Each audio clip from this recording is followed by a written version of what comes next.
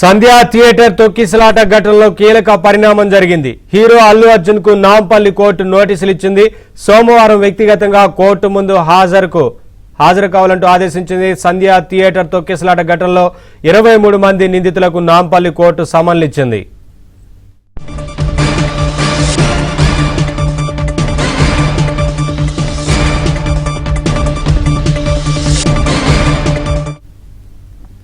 సంధ్యా theatre తొక్కిసలాట ఘటనలో కీలక పరిణామం జరిగింది. హీరో అల్లు అర్జున్ కు నాంపల్లి కోర్టు నోటీసులు ఇచ్చింది.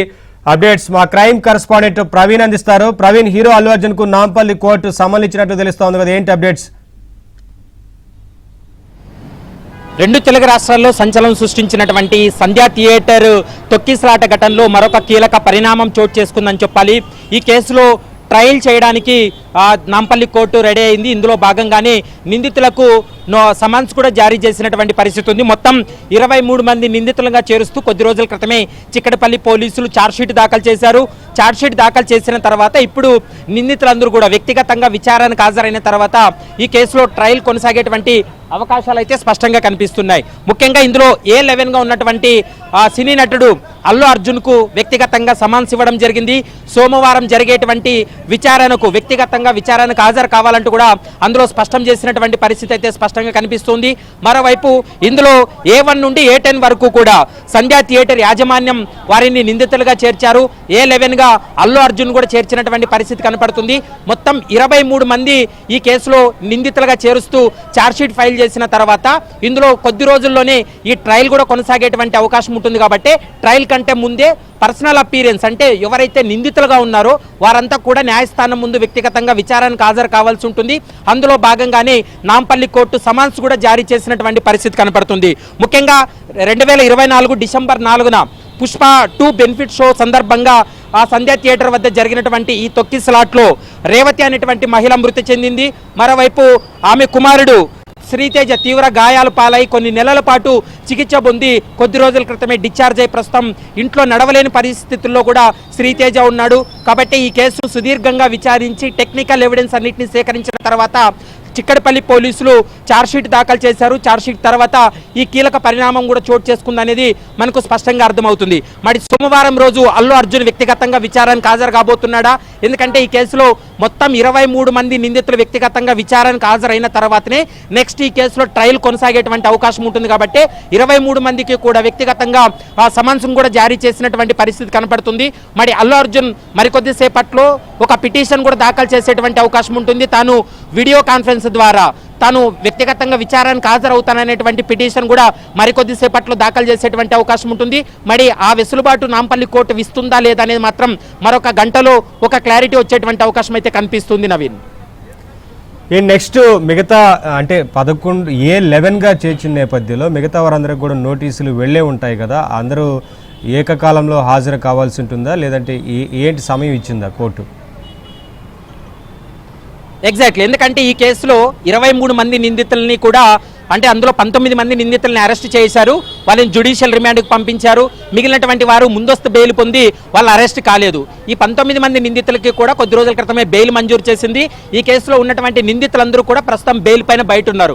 కానీ ట్రయల్ కొనసాగేటువంటి సమయంలో ప్రొసీజర్ ప్రకారం వాళ్ళు వ్యక్తిగతంగా విచారణకు హాజరయ్యి పర్సనల్ అపీరెన్స్ అయిన తర్వాత నెక్స్ట్ ట్రయల్కి వెళ్ళేటువంటి ఛాన్స్ ఉంటుంది. ఎందుకంటే ఛార్జ్షీట్ దాఖలు చేశారు. ఈ ఛార్జ్షీట్లో కూడా పోలీసులు కొన్ని తప్పిదాలు చేశారు. టెక్నికల్ ఎవిడెన్స్ వాళ్ళు పెట్టినటువంటి అంశాలను అంటే సరైనటువంటి ఆధారాలు చూపించకపోవడంతో 2 సార్లు ఛార్జ్షీట్ కూడా రిజెక్ట్ చేసింది నాంపల్లి కోర్టు. దాని తర్వాత 2 సార్లు నాంపల్లి కోర్టు ఆ ఛార్జ్షీట్ను తిప్పి పంపడంతో మళ్ళీ ఛార్జ్షీట్ను ఒకసారి ఎక్కడెక్కడ లూప్ హోల్స్ ఉన్నాయి, ఎక్కడెక్కడ మనం ఎవిడెన్స్ని కలెక్ట్ చేయాలని వాటన్నిటిపైన ఎవిడెన్స్ అన్ని కలెక్ట్ చేసి 3వ ఛార్జ్షీట్ దాఖలు చేశారు చిక్కడపల్లి పోలీసులు. ఆ ఛార్జ్షీట్ను కూడా నాంపల్లి కోర్టు అనుమతించింది. అనుమతించిన తర్వాత మొత్తం మీరు ఇప్పటి వరకు అన్నట్లు మొత్తం ఈ 23 మంది కూడా పర్సనల్ అపీరెన్స్ అవ్వాలి. ఇందులో ఒకరు ఆబ్సెంట్ అయినా కూడా మళ్ళీ ఒక డేట్ వస్తుంది. ఆ డేట్కి 23 మంది కూడా వ్యక్తిగతంగా విచారణకు హాజరైన తర్వాతే ఈ కేసులో ట్రయల్ ముందుకెళ్లేటువంటి అవకాశం ఉంటుంది. ఇప్పటికే అల్లు అరవింద్కు ఈ యొక్క సమన్స్ కూడా వెళ్ళాయి. ఎందుకంటే అల్లు అర్జున్ అందుబాటులో లేకపోవడంతో ప్రస్తుతం ఈ సమన్స్ను అల్లు అరవింద్ తీసుకోవడం జరిగింది. అల్లు అర్జున్ ప్రస్తుతం హైదరాబాద్లో లేడు, తను ముంబైలో ఒక షూటింగ్లో ఉన్నాడు. కానీ తనకు వీడియో కాన్ఫరెన్స్ ద్వారా అలో చేయండి అంటూ కూడా ఒక పిటిషన్ వేయబోతున్నారు. ఆ పిటిషన్కి సంబంధించి మరికొద్దిసేపట్లో వాదనలు కొనసాగుతాయి. ఆ వాదనలు ఏకీభవిస్తే ఖచ్చితంగా అల్లు అర్జున్ వ్యక్తిగతంగా రావాల్సిన అవసరం లేదు ఆ వెసులుబాటు కల్పించకపోతే మాత్రం ఖచ్చితంగా అల్లు అర్జున్ సోమవారం రోజు వ్యక్తిగతంగా విచారణకు హాజరు కావాలి. అల్లు అర్జున్తో పాటు మొత్తం ఈ కేసులో ఉన్నటువంటి నిందితులందరూ కూడా విచారణకు అయితే హాజరు కావాల్సినటువంటి అవసరం అయితే కనిపిస్తుంది. నవీన్, ఏం చెప్తున్నారు మరి అల్లు అర్జున్ తరపున అడ్వకేట్లు ఏం చెప్తున్నారు? తదుపరి కేసు ఎలా ఉండేందుకు అవకాశం ఉంటుంది? ఇప్పటికే అందరికీ నోటీసులు ఇచ్చారు, అందరినీ హాజరు కావాలంటూ చెప్తున్న నేపథ్యంలో సరే ఏం చెప్తున్నారు మరి వారు? ఎగ్జాక్ట్లీ, అంటే ఈ కేసులో మనం గమనించినట్లయితే ఇప్పటి వరకు ఈ కేసుల్లో క్రిమినల్ కేసుల్లో నిందితులుగా ఉన్నారు. ఎందుకంటే ఒక మహిళ చనిపోయింది, మరొక బాలుడు తీవ్ర గాయాల పాలు కావడం జరిగింది. ఈ కేసు యొక్క అంటే దీని యొక్క ప్రభావం చాలా ఎక్కువగా ఉంది. 2 తెలుగు రాష్ట్రాల్లో కూడా సంచలనాత్మకమైనటువంటి కేసు.